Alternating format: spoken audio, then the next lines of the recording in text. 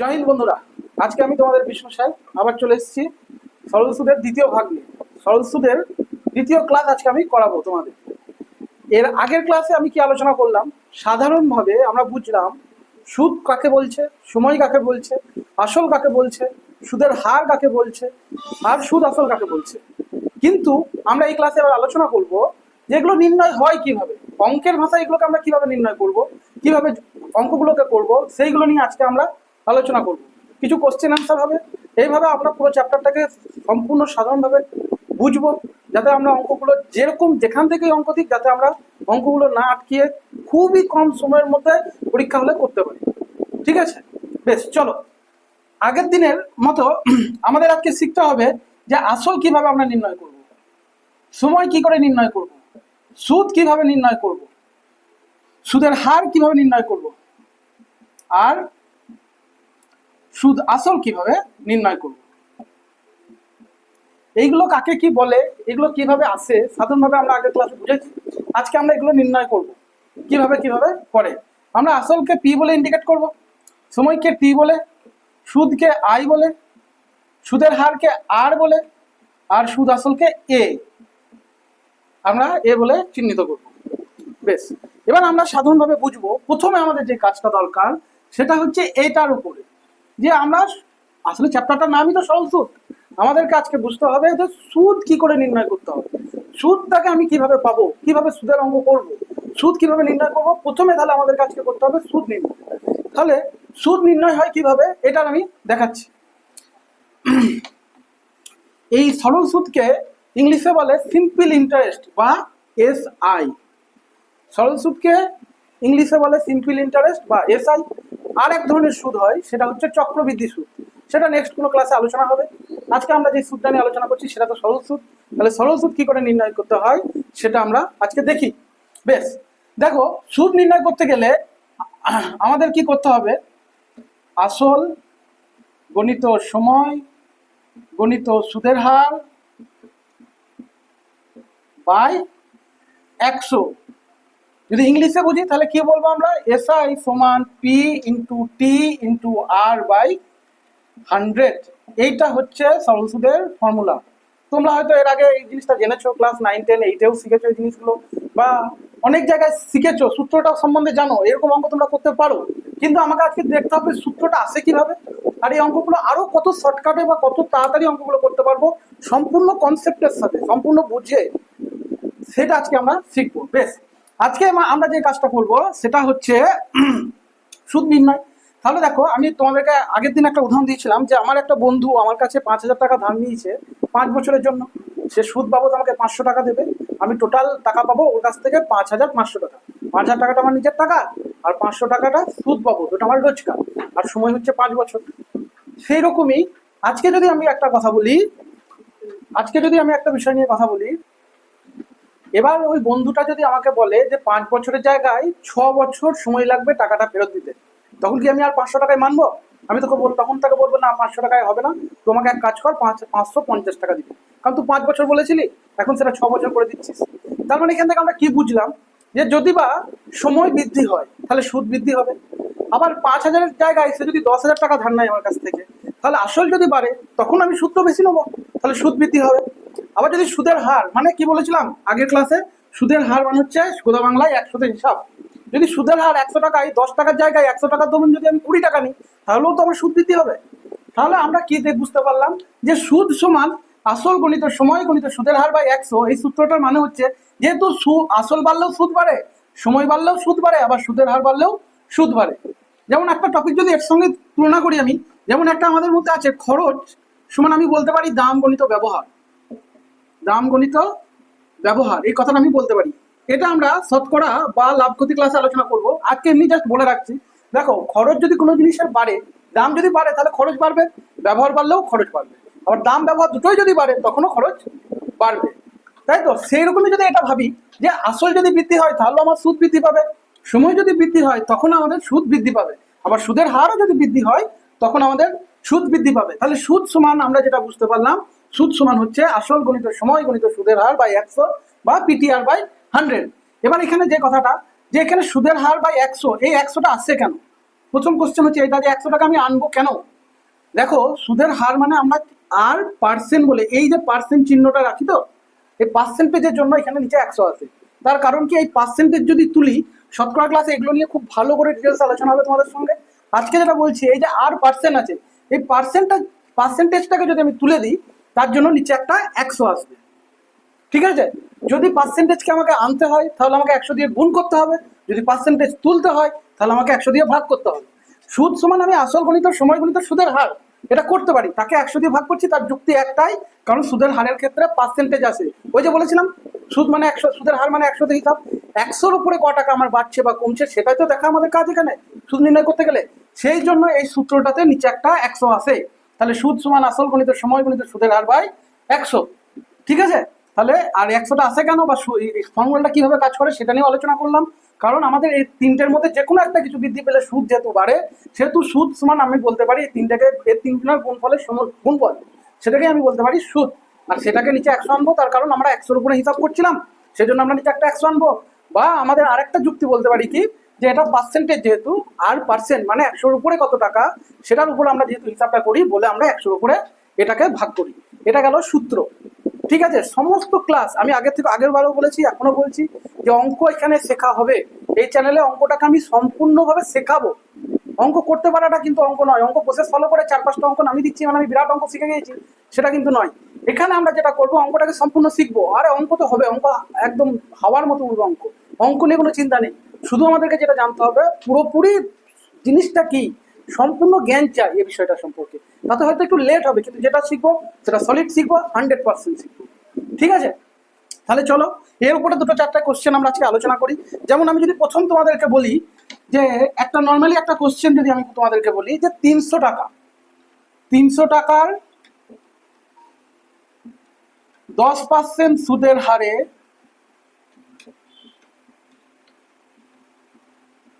5 বছরের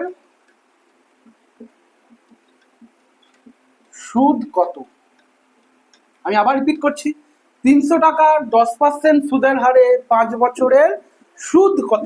এটা আমাদের যদি কোশ্চেনটা থাকে, এটা খুবই সাধারণ একটা কোশ্চেন, খুবই সাধারণ। জাস্ট আমি যেহেতু অঙ্কটাকে শেখাচ্ছি বলে এই সাধারণ জিনিসগুলো তোমাদেরকে বোঝানোর জন্য এত বকছি বা এত কিছু ডিটেলস আলোচনা করছি। ঠিক আছে, এরপরে যখন অঙ্কতে ঢুকবো তখন অঙ্ক খুব সুন্দরভাবে এগোবে, খুব দ্রুততার সঙ্গে অঙ্ক করবো, আর খুব শর্টকাট নিয়মও শিখবো, সমস্ত কিছু, কিন্তু পুরো 100% শিখে, তার আগে নয়। বেশ, এই যে 300 টাকার 10% সুদের হারে 5 বছরের সুদ কত, এটা একটা যদি অঙ্ক আমাদের থাকে, আগে এই অঙ্কটা নিয়ে একটু বলি। এখানে কত টাকার উপর কাজ হচ্ছে গো? 300 টাকার উপরে কাজ হচ্ছে। তাহলে এখানে আসল কোন টাকাটা? 300 টাকাটা। সুদের হার কোনটা? এখানে দেখো, এখানে বলেই দিয়েছে সুদের হার 10% সুদের হারে। সুদের হার যেখানেই থাকবে সেখানেই পার্সেন্টেজ চিহ্নটা থাকবে। সুদের হারের চিহ্ন হচ্ছে পার্সেন্টেজ, যার গোদা বাংলায় মান হচ্ছে 100-তে হিসাব। তাহলে সুদের হার মানে কি? 10% সুদের হারে, মানে 100 টাকা ধরুন 10 টাকা করে সে নেবে, সেই হিসাবে সেই রুলে 5 বছর ধরে কাউকে যদি টাকাটা ধার দেওয়া হয় তাহলে সে সুদ কত পাবে। এটা হচ্ছে টোটাল অঙ্কটার মানে, এটা আমাকে অঙ্কটা বলেছে। এবার এটা আমি কিন্তু সহজেই বলে দিতে পারি PTR বাই 100, অত কিছু জেনে লাভ নেই। হ্যাঁ, 300 গণিত 10 গণিত 5 বাই 100, এটা ডাইরেক্ট নেমে যাবে অঙ্কটা। 3 10 30, 3 5 15, মানে 150 টাকা, তাই তো? 5 10 50, 50 3 150 টাকা, তাহলে সুদ হয়ে গেল 150 টাকা। এটা কিন্তু নর্মাল ভাবে নেমে যাবে, এই সূত্রতেই আমরা অঙ্কটা করব। কিন্তু আমি আরেকটু যেটা বোঝাতে চাইছি, যে এটাকে বলে সেটা কি, অঙ্কটার ভেতরে যদি ঢুকতে চাই তাহলে আমি কি কি করতে পারি এই অঙ্কটাকে নিয়ে একটু দেখো। দেখো 10% হারে, তার মানে কি 100 টাকার ধরুন 10 টাকা, তাহলে 300 টাকা মানে কি 3টে 100 তো, তাহলে এখানেও একটা, এখানেও একটা, তাহলে 300 টাকার ধরুন ক টাকা সে পাবে? 30 টাকা পাবে না? 300 টাকা ধরুন সে ক টাকা পাচ্ছে? 30 টাকা পাচ্ছে। এই যে 10% মানে কি বলেছিলাম? 100 টাকা ধরুন 10 টাকা, এই 100 টাকা ধরুন আবার 10 টাকা, এই 100 টাকা ধরুন আবার একটা 10 টাকা, তাহলে 3টে 100 মিলে 300 টাকা পেয়ে গেলাম, আর 3টে 10 মিলে 30 টাকা পেয়ে গেলাম। তাহলে 300 টাকা ধরুন হয়ে গেল 30 টাকা। এটা গেল সুদ, 300 টাকার জন্য সে 30 টাকা সুদ পাবে। কিন্তু এটা তো 1 বছরের হিসাব। এই যে সুদের হার যেটা হয় না, এই সুদের হার যে কথাটা, এটা সবসময় 1 বছরের উপরে হয়। সুদের হার 1 বছরের উপরে হয়।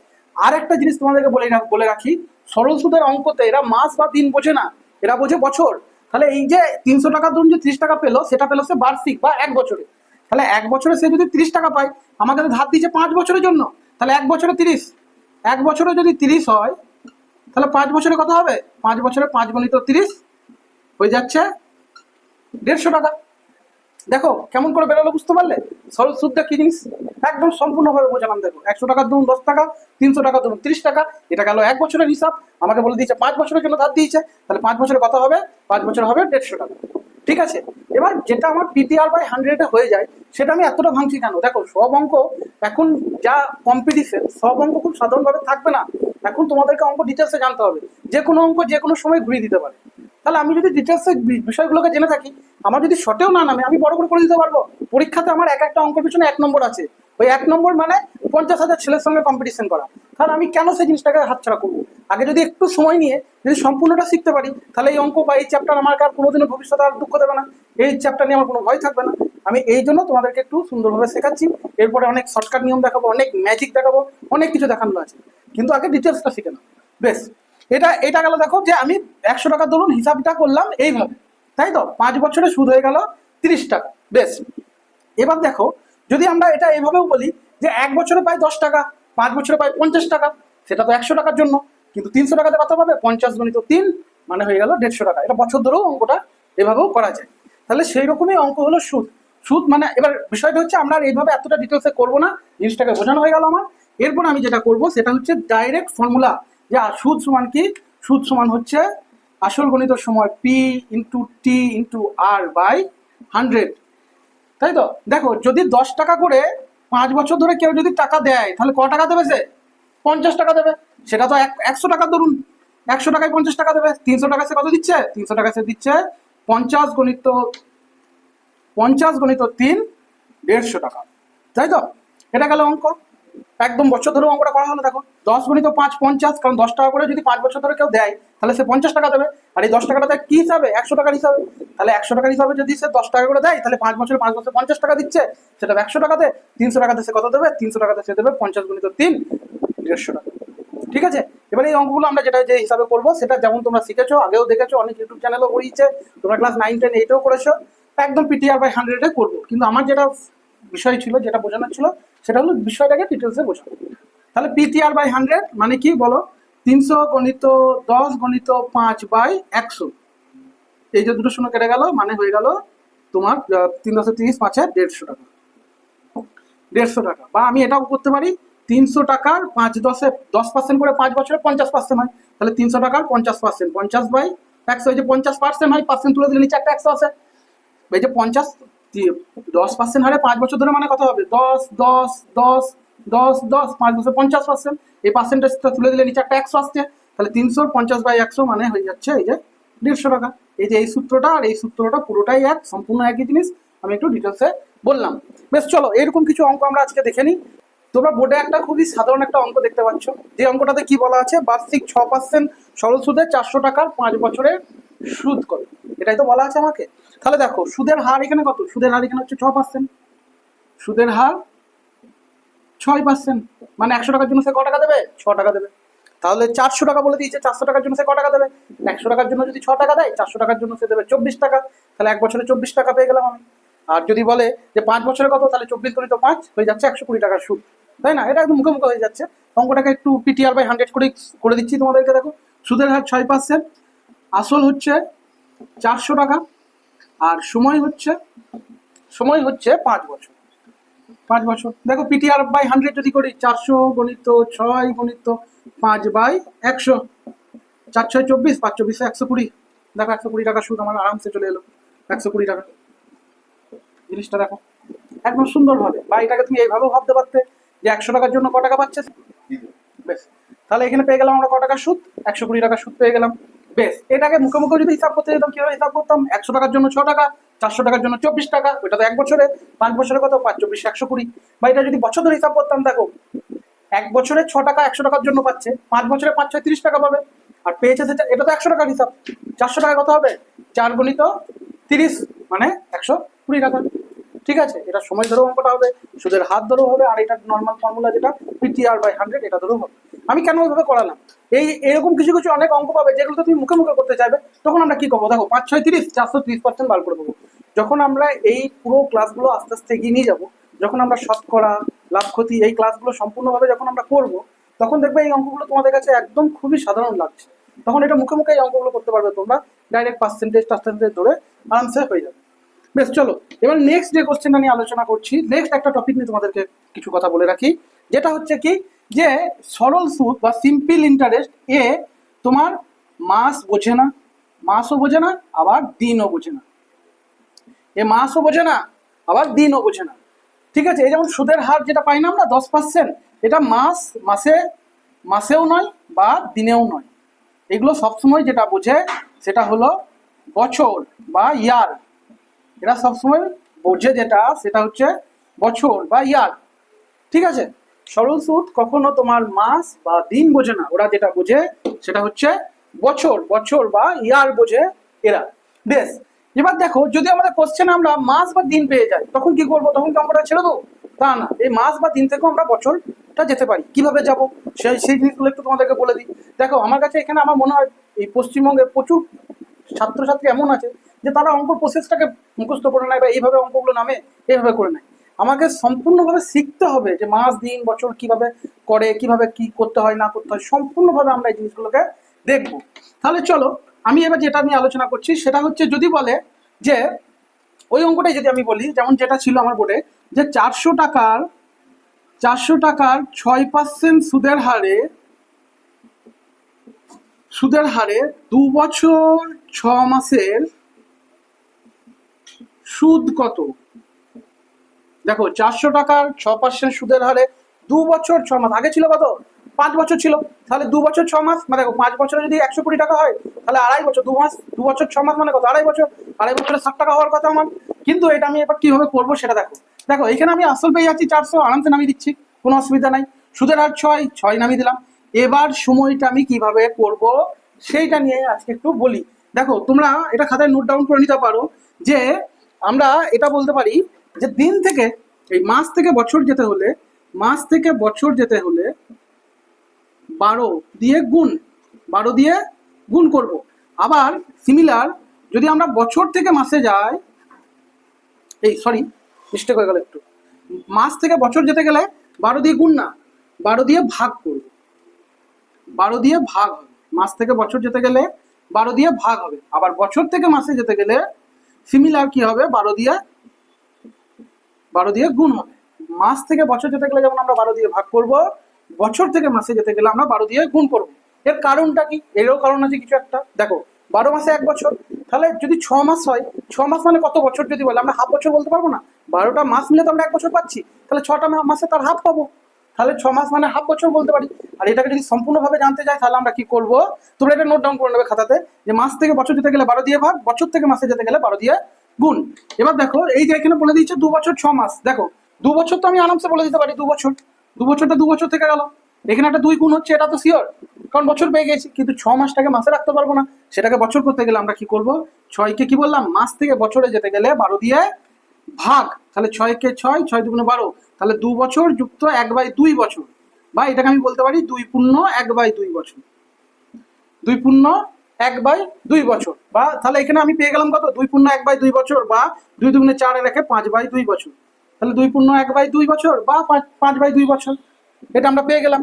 তাহলে এই দেখো বছর থেকে আমি মাসে গেলাম, 2 বছরটাকে 2 বছর রেখে দিয়েছি, 6 মাস যেটুকু পড়ে রয়েছে সেটাকে আমি বছরে কনভার্ট করলাম, আর কিচ্ছু করি না এখানে। তাহলে দেখো 2 পূর্ণ 1/2, তাহলে পুরোটাই বছরে কনভার্ট করে দিলাম, 6 মাসটাকে বছরে নিয়ে গেলাম হাফ বছরে।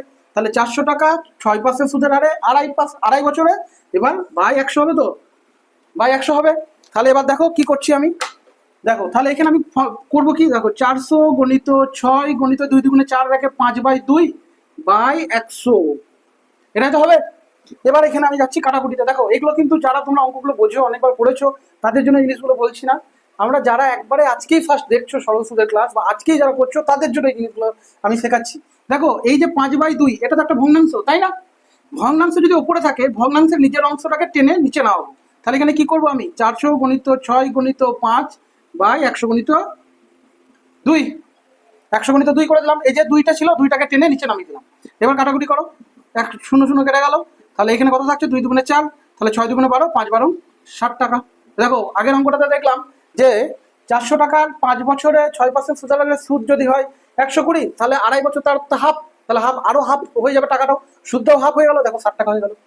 ঠিক আছে, এবার এখানে তোমাদেরকে কিছু এই যে এই জিনিসটা, যে জিনিসটা আমি বোঝাচ্ছিলাম, এই যে উপরে নামা নিচে নামা এই জিনিসটা, এই জিনিসটা একটু দেখো, এই দেখো এটা ভগ্নাংশ। এবার এটা নিয়ে ডিটেলস অনেক কিছু বলা যাবে, অনেক কিছু করা যাবে, অনেক কিছু বোঝানো আছে। আমি ভগ্নাংশ ক্লাস যখন করাবো তখন ডিটেলস বোঝাবো। এখন জাস্ট এই জিনিসটাকে একটু ভালো করে বোঝাই। 5/2 ওপরে যদি ভগ্নাংশ পেয়ে যাই, 2টাকে টেনে নিচে নামিয়ে দিলাম 100 সঙ্গে। আবার যদি এটা উল্টো থাকতো যে 400 গণিত 6, বা এখানে যদি থাকতো 100 গণিত 5/2, যদি এরকম থাকতো আমার এখানে 100 গণিত 5/2, তাহলে এই 5/2 এটা তো নিচে আছে, নিচে যদি ভগ্নাংশ থাকে এই ভগ্নাংশটা উপরে চলে যায়। তখন কি হয়ে যাবে, 400 গণিত 6/100 গণিত 5, এখানে এই যে 2টা উপরে তুলে দেবো বাই 2। দেখো বিষয়টা হচ্ছে যেটা, এই যে একটা দাগ দেখতে পাচ্ছি না, ভাগের একটা দাগ, এটা তো ভাগ করার দাগ।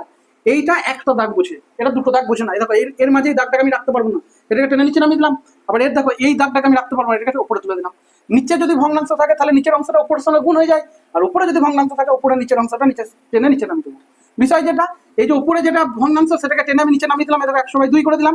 আবার এইখানে দেখো 5/2টা নিচে ছিল, এটাকে উপরে তুলে দিলাম, যে উপরে 2 করে দিলাম।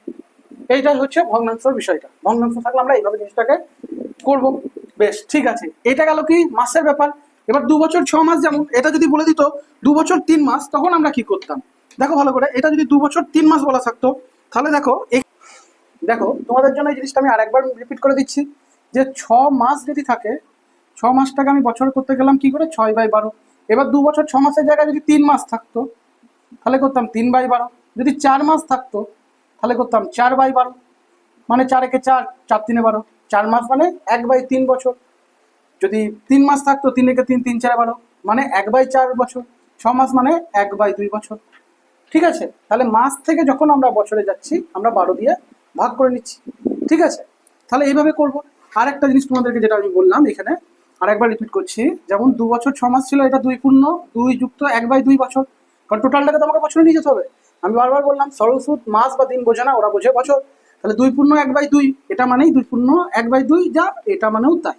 দেখো 2 দুগুণে 4, আর 5/2 হচ্ছে এটা, আর 2 দুগুণে 4, আর দেখো এটা হবে 2 লসাগু হবে। তাহলে 2 দুগুণে 4 যুক্ত 1/2, তার মানেও 5/2। তাহলে এই দুটো জিনিসই একই। এটা একটা নতুন জিনিস শেখানো হলো আজকে।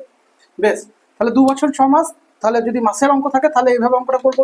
এবার এখানে যদি শুধু 2 বছরটাও যদি না থাকতো, তাহলে যদি বলতো শুধু 6 মাসের সুদ কত, তাহলে 6 মাস মানে 6/12 করে দিতাম, দিয়ে 1/2 করে দিতাম, তাই না? দিয়ে তখন কি লিখতাম, 400 গণিত 6 গণিত 1/2/100, এই 2টাকে টেনে নিচে নামিয়ে দিতাম, তাই তো? এটাই হয়ে গেল মাসের। এবার যাচ্ছি যদি দিনের বলে, দিনের একটা অঙ্ক এরপরে আমি দেখাচ্ছি তোমাদেরকে। দেখো দিনের অঙ্কটা তোমরা এবার বোর্ডে দেখতে পাবে, বোর্ডে দেখতে পাবে। দেখো দিনের অঙ্কটা, যেমন যদি দিনের অঙ্কটা যেমন আমাদেরকে কি বোর্ডে দেখতে পাচ্ছ তোমরা, কি বলা আছে, যে বার্ষিক 6% সরল সুদে 1200 টাকার 146 দিনের সুদ কত। সুদের হার কত বলে দিয়েছে, দেখো এখানেও বলে দিয়েছে আবার 6%। সুদের হার বলে দিয়েছে 6%, বার্ষিক 6% সুদের হারে। আর আসল কত বলে দিয়েছে, 1200 টাকা। আসল দেখো বলে দিচ্ছে 1200 টাকা, আর সময় বলে দিচ্ছে 146 দিন। 146 দিন। দেখো আবার আমাদের দিন চলে এলো। আমি বারবার বললাম মাস বা দিন কিন্তু সুদ, সরল সুদ বোঝে না। ওরা যেটা বোঝে সুদ, যে কোনো সুদ, তরল সুদ বলো বা চক্রবৃদ্ধি সুদ বলো, ওরা মাস বা দিন বুঝবে না, ওরা যেটা বুঝবে বছর বুঝবে। তাহলে 146 দিন থেকে আমাদের আবার বছর যেতে হবে। এবার দেখো সিমিলার ভাবে আমরা যেটা করব, যে যেমন মাস থেকে বছরে যেতে গেলে আমরা যেমন 12 দিয়ে ভাগ করেছিলাম, এবার এটা করব কি, দিন থেকে যদি বছরে যেতে হয় তাহলে আমরা কি করব, 365 দিয়ে ভাগ করব। এটা তোমরা খাতাতে নোট ডাউন করে নিতে পারো। আবার যদি বছর থেকে দিনে যেতে হয় তাহলে 365 দিয়ে গুণ করব। যেমন দেখো 365 দিন 1 বছর হয়, তো সেই জন্য বছর যেতে গেলে আমাকে 365 দিয়ে ভাগ করতে হবে দিন থেকে বছর যেতে গেলে। আবার বছর থেকে যদি দিনে যেতে হয় তখন আমাদেরকে কি করতে হবে, 365 দিয়ে গুণ করে দিতে হবে। যেমন 12 মাস ছিল বলে 12 দিয়ে ভাগ করছিলাম মাস থেকে বছরে যেতে গেলে, আর সেই রকমই বছর থেকে দিনে যেতে, দিন থেকে বছরে যেতে গেলে 365 দিয়ে আমরা ভাগ করে নেব। বেশ, ঠিক আছে। এরপরে আমরা এবার এই অঙ্কটাকে সলভ করব। দেখো এবার এখানে বলা আছে কিন্তু কোনো বছর টছর কিছুই বলা নাই, এখানে শুধুমাত্র আমাদেরকে বলে দেওয়া হচ্ছে 146 দিন। দেখো 365 দিন আমরা 1 বছর জানি, তাই তো? তাহলে 146 দিন মানে পুরোপুরি 1 বছরও হচ্ছে না, 1 বছরের চেয়েও কম, তাই না? 1 বছরের চেয়েও কম হচ্ছে। দেখো 6 মাসের চেয়েও কম হয়ে যাচ্ছে, তাই না? বেশ, এখানে তোমাদেরকে একটা জিনিস আরেকটা বলে রাখি, আমরা তো দেখলাম মাস থেকে বছরে যেতে যাব কি করে, দিন থেকে বছরে যাব কি করে। এবার যদি বলে মাস থেকে দিনে যেতে, দেখো যদি আমাদের মাস থেকে দিনে যেতে হয় মাস থেকে দিনে যেতে হয়, মাস থেকে আমি দিনে যাচ্ছি, তাহলে আমরা করবো কি 30 দিয়ে গুণ করব। আবার যদি দিন থেকে মাসে যেতে হয় তাহলে আমরা কি করব, 30 দিয়ে ভাগ করব। এটা কিন্তু এই এই জিনিসটা এখন এই সহজ সুদের ক্লাসে লাগছে না, কিন্তু জাস্ট আমি জানিয়ে রাখলাম যে মাস থেকে যদি আমাদেরকে দিনে কনভার্ট করতে হয় তাহলে আমাকে 30 দিয়ে গুণ করে দিতে হবে। যেমন যদি বলে 120 দিন সমান কত মাস, তাহলে আমরা কি জানি 30 দিন 1 মাস, তাহলে 120কে 30 দিয়ে ভাগ করে দেবো। দেখো 30 দিয়ে ভাগ করে দিয়ে কত পাবো, 4 মাস। আবার যদি বললে যে 2 মাস সমান কত দিন, 2কে আমি 30 দিয়ে গুণ করে দেবো, 30 দুগুণে 60 দিন। এটা হচ্ছে বিষয়, দিন থেকে মাস, মাস থেকে দিন, বছর থেকে দিন, বছর থেকে মাস। এই জিনিসগুলোই হচ্ছে তোমার সহজ সুদের কিছু বেসিক জিনিস যেগুলো আমাদেরকে আগে থেকে জানতে হবে। তাহলে এবার এখানে এই জিনিসটাতে যাচ্ছি, 146 দিন আমাদের কাছে বলা আছে, তাহলে 146 দিন থেকে বছরে যেতে গেলে আমি কি বললাম, একদম কি করব, চোখ বন্ধ করে 146কে 365 দিয়ে ভাগ করে দেবো। 146কে 365 দিয়ে ভাগ করে দেবো। এবার এই কাটাকুটি নিয়ে সমস্যা হয়ে যায় প্রচুর ছেলে। এটাকে কি দিয়ে কাটবো আমরা, 73 দিয়ে কাটবো। 73 দুগুণে 146, 73 পাঁচে 365, 73 দুগুণে 146, 73 পাঁচে 365। তাহলে এটা মানে আমি কি পেয়ে গেলাম, 146 দিন মানে পেয়ে গেলাম 2/5 বছর। 146 দিন সমান আমি পেয়ে গেলাম 2/5 বছর পেয়ে গেলাম। তাহলে 146 365 দিয়ে ভাগ করে দিলাম, আমি কি করলাম, দিন থেকে বছরে চলে গেলাম। তাহলে এটা মানে আমি পেয়ে গেলাম 2/5 বছর। এবার তো সহজ সুদ বুঝবে, এর আগে কিন্তু দিন ছিল, বুঝছিল না। এবার যখনই বছর পেয়ে গেলাম এরপরে সহজ সুদ বুঝে যাবে অঙ্কটা। এবার তোমরা অঙ্কটা যেমন সূত্রতে আছে সেম সূত্র ইউজ করো, 1200 গণিত 6 গণিত 2/5 বাই 100, এটাই তো। আর আমি কি বলেছিলাম, উপরে যদি ভগ্নাংশ থাকে ভগ্নাংশের নিচে এটা মানে এটাকে বলে লব, এটাকে বলে হর, ভগ্নাংশের হরটাকে টেনে নিচে নামিয়ে দেবো, একদম টেনে 100 কাছে নিয়ে চলে আসবো। তাহলে 1200 গণিত 6 গণিত 2/100 গণিত 5, 100 গণিত 5। তাহলে এবার কাটাকুটি করো, 0 0 কেটে দিলাম, 6 2 12, 12 12 144, তাহলে 144/5। এই যে 144/5 পেলাম, এটা মানে কি হচ্ছে 28.80। দেখো 5 20 100 হয়ে যাচ্ছে, 5 24 120 হয়ে যাচ্ছে। বা তুমি এমনি করে 5 দুগুণে 10, 4 44, 5 8 40, আবার 5 8 40, 28.80 টাকা তুমি পেয়ে গেলে সুদ। বোঝা গেল জিনিসটা, যে দিন থেকে বছরে যেতে গেলে আমরা কিভাবে করবো, দিন থেকে বছরে যেতে গেলে আমরা 365 দিয়ে ভাগ করে নেবো, দিয়ে পুরোপুরি বছরে কনভার্ট করে নেবো। আগের অঙ্কটায় যেমন 2 বছর 6 মাস দেখলাম, একটা 2 বছর 3 মাস দেখলাম, সেরকমই যদি এখানে 146 দিন থাকে তাহলে এরকম করবো। এবার এখানে যদি বলতো যে 2 বছর 146 দিন বা 4 বছর 146 দিন, তাহলে 4 যুক্ত 2/5 হতো। যদি 4 বছর 146 দিন বলতো তাহলে 4 বছর তো বছর, এটাকে তো আর হাত দেবো না, রয়েছে যে 146 দিন, 146 দিনটাকে 2/5 বছর করে 4 5 20 হাত দিয়ে 22/5 করে নেবো আমি। বুঝতে পারলাম জিনিসটা।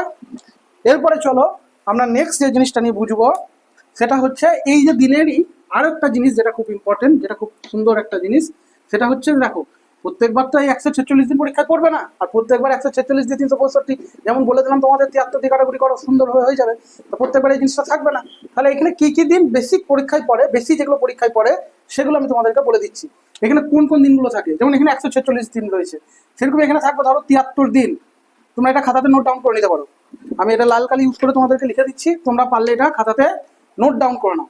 যেমন এখানে কি থাকে, বেশিরভাগ যে দিনগুলো থাকে সেটা হচ্ছে 73 দিন সমান কি 73কে 365 দিয়ে ভাগ, 73কে 73, 73 5 365, মানে পাবো 1/5 বছর। ঠিক আছে, এরপরে কি পাচ্ছি, ধরো এরপরে যেটা পাবো আমরা সেটা হচ্ছে 146 দিন। 146 দিন মানে এই যে বোঝালাম 2/5 বছর। ঠিক আছে, আর একটা কি থাকে, আর একটা থাকে যে তোমার 73 গণিত 3 মানে হচ্ছে কি 3 3 9 3 7 21, মানে 219, 9 3 7 21, তাহলে 219 দিন। ঠিক আছে, এটা মনে রাখার মুখস্থ করার কিছু জিনিস নাই, এই 73 বা 146 পরে তার সঙ্গে যদি বা একটু ইয়ে করে তাহলে 219 দিনটাকেও দিয়ে দিতে পারে। 219 দিন মানে কি 219/365, 73 3 219, তাই তো, আর 73 5 365, তাই তো। তাহলে এটা পেয়ে যাবো আমরা 3/5 বছর। এই কটা দিনের অঙ্ক থাকে, 73 দিন, 146 দিন, 219 দিন, এই কটা দিন আমরা, এই কটা দিনের অঙ্ক আমরা পরীক্ষায় পাবো। এবার এর সঙ্গে যদি বেশি যদি আর একটু কিছু দেওয়া থাকে তাহলে বলা থাকবে কোনো একটা বছর যে 2 বছর 219 দিনের সুদ কত, বা বলা থাকতে পারে 3 বছর 146 দিনের সুদ কত, বা বলা থাকতে পারে যে 4 বছর 73 দিনের সুদ কত। তখন আমরা 4 বছরটাকে বছর রাখবো, দিনটাকে শুধুমাত্র আমরা বছরে কনভার্ট করে নেবো, করে আমরা সুন্দরভাবে করবো। এই 3টে দিন বেসিক্যালি পরীক্ষায় কোশ্চেনে পড়ে, 1/5 বছর, 2/5 বছর আর 3/5 বছর। তাহলে এমনি করে অঙ্ক থাকতে পারে। আর একটা কিরকম অঙ্ক থাকতে পারে, এই যে সুদ নির্ণয়ের যে জিনিসটা আরো যদি সুন্দরভাবে বলতে চায়, যে অঙ্কগুলো থাকে সেটা এরকম থাকতে পারে। যদি বলে দেয় যে একজন ব্যক্তি জানুয়ারি মাসে টাকা ধার করলো, সে জানুয়ারি, ফেব্রুয়ারি, মার্চ, এপ্রিল, মে, জুন মাসে শেষ করলো, জুন মাসে শোধ করলো। তাহলে সব দেখো টাকাটা খাচ্ছে কি, জানুয়ারি, ফেব্রুয়ারি, মার্চ, এপ্রিল, মে, জুন, 6 মাস টাকাটা খাচ্ছে। তাহলে আমরা এখানে যদি বা বছর উল্লেখ করা না থাকে, যে কত দিন বা কত বছর দিয়ে যদি বা মাস বলা থাকে, তখন ওই মাসটা ক মাস গুনে নেবো। গুনে নেওয়ার পর আমরা, যেমন ধরো January to June, January to June, January to June যদি আমাদের বলা থাকে, কটা মাস দেখো, জানুয়ারির একটা মাস, ফেব্রুয়ারি, মার্চ, এপ্রিল, মে, জুন, 1 2 3 4 5 6, 6 মাস পেয়ে গেলাম। এবার মাস থেকে বছরে চলে যাবো, 6 × 12 করে, 6 × 6 6 × 12, আমার চলে এলো সুন্দরভাবে 1/2 বছর। আমি তারপর অঙ্কটা যেমন করে শিখেছি তেমন করে অঙ্কটা করে ফেলবো, কোনো অসুবিধা থাকবে না। আবার এটাকে দিন দিয়েও বলতে পারে, যে 1 জানুয়ারি ধার করলো, যে ধরো বলতে পারলো যে তোমার 24 আগস্ট টাকাটা মেটালো, ওই কতগুলো দিন হচ্ছে আমরা দেখে নেবো। যেমন যদি বলা থাকে যে 1 জানুয়ারি ধার করলো, 1 জানুয়ারি থেকে আরম্ভ হয়ে একদম 24 আগস্ট অব্দি কতগুলো দিন হচ্ছে, সেই দিন কটা আমরা দেখে নেবো। ঠিক আছে, এরকম একটা অঙ্ক দেখো তোমাদের বোর্ডে এবার আসবে, এরকম একটা অঙ্ক তোমাদের বোর্ডে এবার দেখো, তোমরা বোর্ডেই দেখতে পাচ্ছ যে নেক্সট 3 নম্বর অঙ্কটা আমাদেরকে কি বলে দিয়েছে, যে এক ব্যক্তি ব্যাংকে থেকে 1 এপ্রিল 5,000 টাকা ধার করেছে, দিয়ে তিনি 25 যে তিনি 5,000 টাকা ধার করেছেন, ধার করে তিনি কি করলেন, 5,000 টাকা ধার করলেন, ধার করে তিনি 25 আগস্ট শোধ দিয়ে দিলেন। ঠিক আছে, সুদের হার তাকে ব্যাংকে থেকে কত নেবো বলেছিল, 10% সুদের হার নেবো। তাহলে তার সুদ কত টাকা তাকে দিতে হবে। তাহলে ব্যক্তিটা ক টাকা ধার করেছিল, ব্যক্তি ধার করেছিল, আসল বলে দিয়েছে 5,000, আসল বলে দিয়েছে 5,000, আর কোনো অসুবিধা নেই এতে। সময়, সময় বলে দিয়েছে 1 এপ্রিল থেকে 25 আগস্ট, সময় বলে দিয়েছে কি 1 এপ্রিল থেকে 25 আগস্ট বলে দিয়েছিল আমাদেরকে সময়। আর সুদের হার বলে দিয়েছে কত, সুদের হার বলে দিয়েছে 10%, সুদের হার সমান 10%। আমার এই দুটোকে নিয়ে কোনো সমস্যা নাই, তাই না? এই দুটো আমি আরামসে এখানে নেমে যাবে, কি নামবে 5,000 × 10, 5,000 × 10। সমস্যা এই জায়গাটাতে। তোমরা এখন বলবে যে দাদা তুমি এর আগে মাস থেকে দিন, দিন থেকে বছর, বছর দিন, এগুলো অনেক কিছু হলো, কিন্তু এই জিনিসটা কি করে করবো? দেখো আমি এর আগে একটা উদাহরণ দিলাম, জানুয়ারি থেকে জুন যদি বলা থাকে কোশ্চেনে, তাহলে তোমাকে গুনে নিতে হবে কটা মাস হচ্ছে, 6টা মাস হচ্ছে। সেই রকম এখানে দিনটাকেও তোমাকে গুনে নিতে হবে। 1 এপ্রিল থেকে 25 আগস্ট এটা কতগুলো দিন হয় সেটা আমরা এখানে আজকে দেখে নিই। দেখো যারা জানো তারা খুবই ভালো কথা, যারা জানো না তাদের জন্য আমি বলছি যে আমরা দিনটাকে করবো কিভাবে, দিন বুঝবো কি করে, কোন দিনে কটা। দেখো আমাদের তো 12টা মাস, ইংরেজি বাংলা দুটোরই। ইংরেজির 12টা মাসের মধ্যে কোন মাস কত দিনে সেটা আমরা বোঝার একটা টেকনিক আছে। টেকনিকটা হচ্ছে কি, দেখো এই হাতের গিঁঠেগুলোকে গুনতে হবে। এই যে উপরের যেগুলো পড়বে সেগুলো হচ্ছে 31 দিন, আর খালে যেগুলো নিচে যেগুলো পড়ছে সেগুলো হচ্ছে 30 দিন। এই দেখো এই যে উপরে যেগুলো রয়েছে, ভালো করে দেখো সবাই, উপরে যেগুলো সেগুলো 31 দিন, যেগুলো নিচে খালটাতে যেগুলো রয়েছে সেগুলো 30 দিন। শুধুমাত্র ফেব্রুয়ারি মাসটাকে বাদ দিয়ে, ফেব্রুয়ারি মাস হয় 28 দিনে হবে, আর লিপিয়ার থাকলে 29 দিনে হবে। তাহলে দেখো জানুয়ারি 31 পড়ে গেল, ফেব্রুয়ারি ওটা 28 বা 29 বলে দিলাম আমি, মার্চ 31, এপ্রিল 30, মে 31, জুন 30, জুলাই 31, আগস্ট আবার দেখো আবার ঘুরিয়ে এদিকে চলে আসবে, আগস্ট 31, জুলাই আগস্ট দুটোই পরপর 31, আবার দেখো নিচে সেপ্টেম্বর 30, অক্টোবর 31, নভেম্বর 30, ডিসেম্বর 31, হয়ে গেল আমাদের মাসগুলো। উপরে যেগুলো ভালো করে বোঝো, এই গিঠেগুলোর উপরে যেগুলো সেগুলো 31, আর নিচে যেগুলো সেগুলো হয়ে যাবে 30। তাহলে দেখো এখানে 1 এপ্রিল, এপ্রিল মাস কত দিনে, দেখো জানুয়ারি, ফেব্রুয়ারি, মার্চ, এপ্রিল, এপ্রিল মাস হয়ে গেল 30 দিনে। এগুলো যখন বুঝে যাবে তখন তুমি অটোমেটিক বুঝে যাবে, তোমাদের আর গিটে গুনতে হবে না, নিজেরাই বুঝে যাবে। একটা 31 হয় আর তারপর একটা 30 হয়, একটা 31 তারপর একটা 30। তাহলে সেই রকমই 1 এপ্রিল, এপ্রিল মানে দেখো জানুয়ারি, ফেব্রুয়ারি, মার্চ, এপ্রিল, এপ্রিল হয়ে গেল 30 দিন। তাহলে এপ্রিলের জন্য আমি পেয়ে যাচ্ছি এখানে 30। মেয়ের জন্য কত পাবো, মে তাহলে 31 হয়ে যাবে। জুন, জুন কত পাবো, জুন পেয়ে যাবো 30। জুলাই, জুলাই পেয়ে যাবো 31। আগস্ট, আগস্ট পেয়ে যাবো, আগস্ট আমি পেয়ে যাবো 31। কিন্তু আগস্টের 31 দিন অব্দি যাবো না, আগস্টের কত দিন অব্দি যেতে বলেছে, 25 তারিখ অব্দি যেতে বলেছে। তাহলে 25 দিন পেয়ে যাবো এখানে। এবার তুমি ডাইরেক্ট যোগ করো কতগুলো দিন হচ্ছে, 5 1 6 1 7, আর 3 3 6 3 9 3 12 13 14, 147 দিন। এবার এখানে তোমাদেরকে আর একটা যুক্তি বলে দিই, যেদিন থেকে টাকা ধার করা হয়, এই যে 1 এপ্রিল, সেদিনকার টাকা, সেদিনকার সুদ লাগে না। তার মানে এখানে একটা দিন মাইনাস যাবে, এখানে হয়ে যাবে কত দিন, 146 দিন। তাহলে বোঝা গেল 1 এপ্রিল থেকে 25 আগস্ট জিনিসটা কি করবো, 146 দিন। আর 146 দিন মানে আমরা তো বুঝলাম, 146 দিন মানেই হয়ে যাচ্ছে 146 দিন, 146 দিন মানে হয়ে যাচ্ছে 2/5 বছর। এবার এখানে লিখে দাও 2, নিচে লিখে দাও 5/100, তাই তো? এবার করো 5000 গণিত 10 গণিত 2/100 গণিত 5, এই দুটো শূন্য এই দুটো শূন্য কেটে দিলাম, 5 10 50, 10 10 100, 100 দুগুণে 200 টাকা। তাহলে ওই 5000 টাকার 1 এপ্রিল থেকে 25 আগস্ট 146 দিনে ক টাকা সুদ দিতে হবে তাকে, তাকে দিতে হবে 200 টাকা। দেখো বন্ধুরা, আজকের ক্লাসে আমরা কি কি শিখলাম? আজকে আমরা দেখলাম সুদ কিভাবে সিম্পল ভাবে নির্ণয় করতে হবে, দিন মাস বছর থেকে কিভাবে নির্ণয় করতে হবে, সুদ কিভাবে আসছে কিভাবে যাচ্ছে, সুদের পুরো কনসেপ্টটা আমরা আজকে ক্লিয়ার করলাম। এরপরে নেক্সট দিন আসল সময় সুদের হার নির্ণয় করা, তারপরে কিছু টিপিক্যাল অঙ্ক, একদম লাস্ট আর দুটো ক্লাস হবে, সেই দুটো ক্লাসের মধ্যে আমি হার্ট টু হার্ট যতটা কঠিন কোশ্চেন আসতে পারে সেই কোশ্চেনগুলো নিয়ে আলোচনা করবো, এবং ডাব্লিউপির একটা কোশ্চেন সেট তোমাদের দিয়ে দেবো, যেটা তোমরা প্র্যাকটিস করবে শুধুমাত্র সংসদের জন্য। এইভাবে প্রত্যেকটা চ্যাপ্টার আমাদের চলতে থাকবে, ঠিক আছে? বন্ধ করো।